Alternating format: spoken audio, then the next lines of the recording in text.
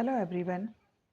Good morning. आज मैं आपके लिए बहुत अच्छी स्टोरी लेकर आई हूँ। क्योंकि देखिए, आजकल हमारे बच्चों में संस्कार, संस्कृति, सभ्यता सभी की बहुत कमी होती जा रही है। और अपने बच्चों को हमें ये सब चीज़ें देनी भी हैं और इन्हें वापस भी लेकर आना है, अपने बच्चों को इन सब चीज़ों में ढालना भी है। तो इसी से रिलेटेड मैं एक वाक़या आपको सुनाने जा रही हूँ। इसमें क्या है कि भाई भाई का प्यार भी आजकल मरता जा रहा है। तो एक बार की बात है, सरदार वल्लभ भाई पटेल जो थे, उनके माता-पिता बहुत ज़्यादा अमीर नहीं थे, बहुत गरीब थे। उनके यहाँ 2 वक़्त की रोटी जुटा पाना भी बहुत मुश्किल था। लेकिन उन्हें क्या था कि वो वल्लभ भाई पटेल की उच्च शिक्षा की व्यवस्था भी नहीं कर पा रहे थे। तो उन्हें लेकिन उनका मन जो था वल्लभ भाई पटेल का, वो था कि मैं बैरिस्टर बनकर ही लौटूँ। अब उन्होंने फिर अपने आप मन में एक दृढ़ जिज्ञासा पैदा की कि भई नहीं, मुझे खुद ही करना है। तो पहाड़ काटकर मुझे खुद ही अपनी राह बनानी है। ऐसा सोचकर उन्होंने अपने एंट्रेंस एग्ज़ाम की तैयारी के लिए पूरी मेहनत में वो जुट गए और उनका एंट्रेंस एग्ज़ाम में नंबर भी आ गया। तो उन्होंने मतलब नंबर आने से पहले वो छोटा-मोटा कोई काम किया करते थे, जिससे वो थोड़ा-थोड़ा करके पैसा इकट्ठा कर रहे थे। काफ़ी पैसा इकट्ठा उन्होंने अपने वहाँ विदेश जाने के लिए पैसा इकट्ठा कर लिया और करने के बाद में उन्होंने पासपोर्ट बनवाने का प्रयत्न किया और बहुत ज़्यादा कोशिशों के बाद ही उन्हें वह पासपोर्ट मिला। किंतु वह जो पैसा था, वो उनके जो बड़े भाई थे बीजे पटेल, उनके हाथ लगा। जैसे उनका पैसा आया पार्सल होकर और पासपोर्ट भी आ गया था, तो वो उनके बड़े भाई के हाथ में लग गया। तो उन्होंने अपने भाई से कहा कि मैं तुमसे बड़ा हूँ, पहले बैरिस्ट्री करके मुझे आने दो और उसके बाद में तुम जाना। अब इतने महीने तक जो उन्होंने श्रम किया था, पैसा कमाया था, प्रतीक्षा की थी, वो सब उनकी मतलब बेकार तो नहीं गई, लेकिन उन्होंने अपने भाई को वो पैसा सारा दे दिया। तो वो इतने आदर्श के व्यक्तित्व का, उनका जो व्यक्तित्व था, वो इतना धनी था कि एक भाई ने जो पूरे कितने वर्षों की जो उनकी मेहनत थी और सारा पैसा उन्होंने इकट्ठा किया था और वो एक झटके में ही अपने भाई को दे दिया। और उनके भाई वहाँ से 3 साल बाद बैरिस्ट्री करके लौटे। तब उसके बाद में उनका जाना वहाँ पर हुआ और वो तब वहाँ पर गए।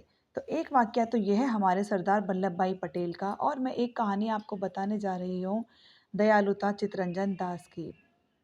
क्योंकि आज के समय में बेरोज़गारी के चलते बहुत ज़्यादा लूट-पाट चल गई है। मेहनत करना कोई नहीं चाहता, सब चाहते हैं कि फ्री का पैसा हमें मिल जाए, कहीं से कैसा भी हमें मिल जाए। तो एक 11 वर्ष का बालक था, उसने अपने पिताजी से कहा कि पिताजी मुझे ₹5 दे दीजिए।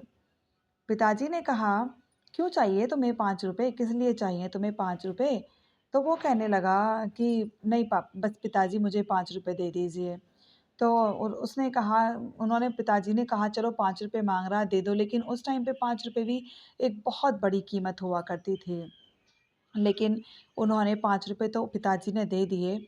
अपने नौकर से कहा कि तुम इसके पीछे-पीछे जाओ और जाकर ये देखो कि ये ₹5 का क्या करेगा।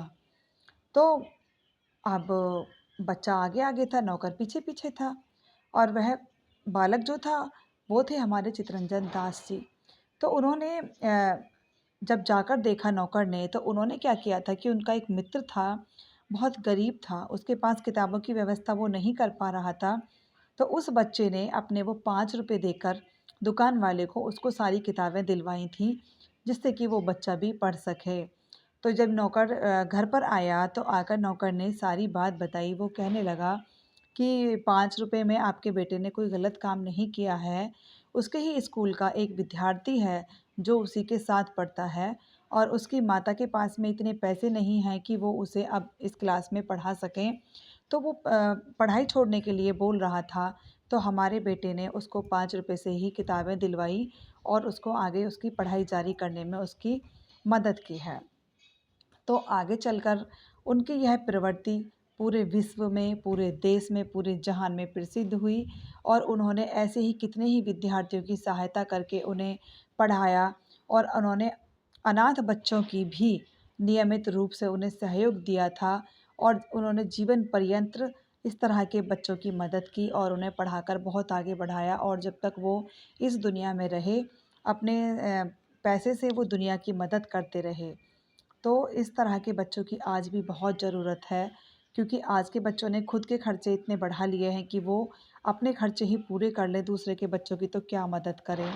लेकिन अगर हम एक अच्छा इंसान बनना चाहें, एक अच्छा नागरिक बनना चाहें, तो हम थोड़े-थोड़े से में भी थोड़ा-थोड़ा देकर भी हम काफ़ी लोगों की मदद कर सकते हैं।